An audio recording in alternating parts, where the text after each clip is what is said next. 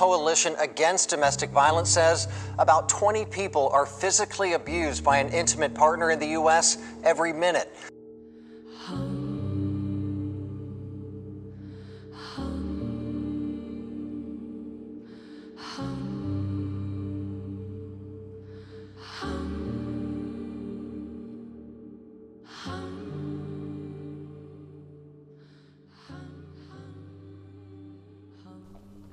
I was living with him at the time, and our relationship had turned very toxic.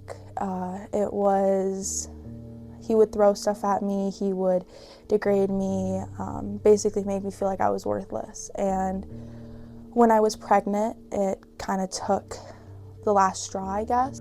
I've probably been in 4 major abusive relationships, probably more if I really counted, but I grew up in an abusive family. So for a large part of my life, I didn't know there was anything other than that. I thought that was normal. He would take all of his anger out on me, or he would, like, if he would get mad at his game, he would start hitting me or pushing me around, shoving me into things. He threw me up against a part of a door, and my whole spine got bruised. And in that moment, I was like, I don't want this life for my daughter.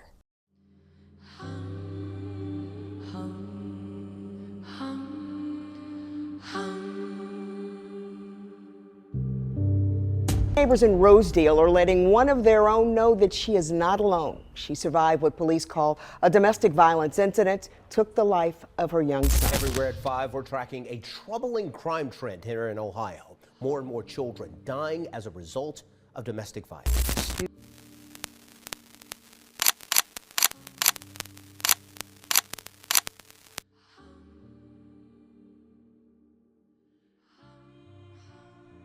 And if I heard the serious yelling, I would run and tell her to go hide and get lost, and then he would take it out on me.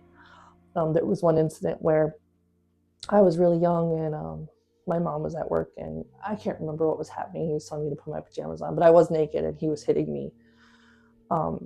And I got home, and I was hiding in a pile of laundry, just shaking and crying, just a tiny little kid. And my mom came home with a coworker, and they saw it, and so it got reported, and my dad had to go to court. And I just remember being like a little kid on the stand having to testify against my dad, and I feel like to this day I have trauma related to anything having to do with like court. When my brother would hit me, yes, but it was mostly like the faces he would make. Like, he would be either smiling, or if he was really, really mad, he would have like a really aggressive face, like he was gonna do something that would hurt me a lot more than he already did. At 17, I did move out on my own, because at that point my dad had had an affair, my mom had left him, and I didn't want to be a burden on her, because at that point I had a little sister and 2 more little brothers.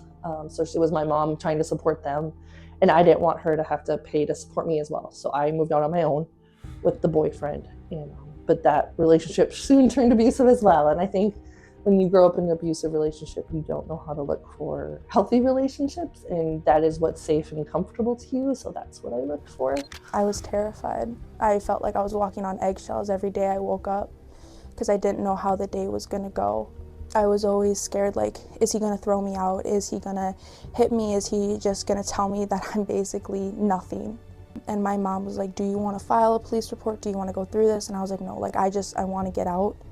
So my parents helped me pack up my stuff and helped me get out of that situation. Yes, I would get really hurt from the abuse, but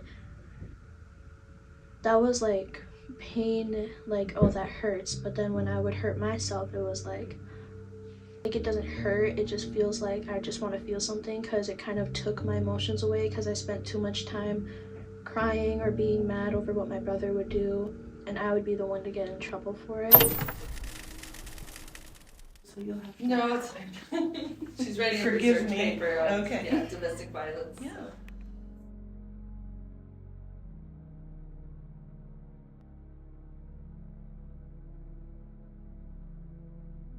How would you define domestic abuse?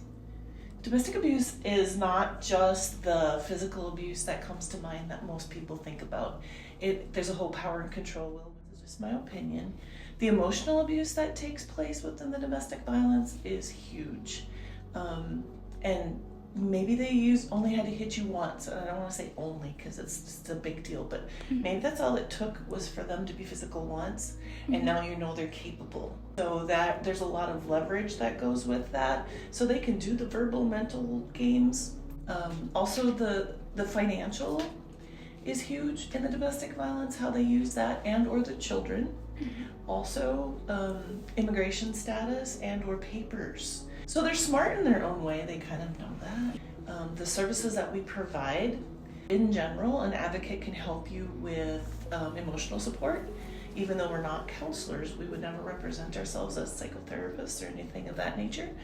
We can help you with resources, whether that's I have the information to tell you about the counseling people in town, or I can give you a gas card, or maybe you need diapers for your baby.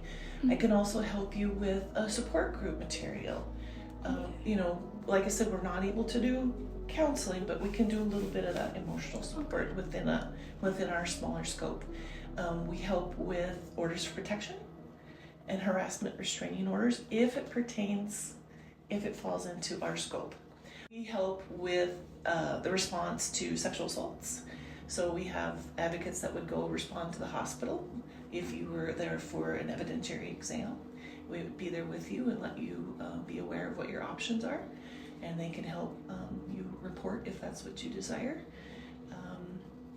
We can also do that for domestic violence victims if they wish to report. We would be able to get you to a safe place. You could come into one of our CAP offices or our CAP office here in Candy, which is attached to the shelter, and then you have some privacy there in our offices where you could report to law enforcement, or we could go, with you out to law enforcement.